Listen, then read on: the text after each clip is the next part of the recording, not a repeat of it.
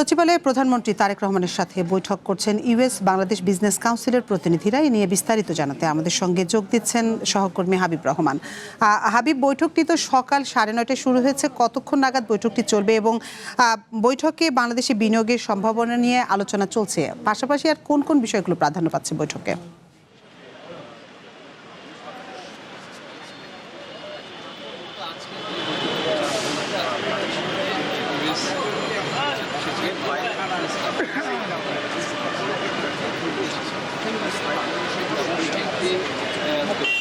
বিদেশিরা বা কিভাবে এই হাতে বিনিয়োগ করতে পারে।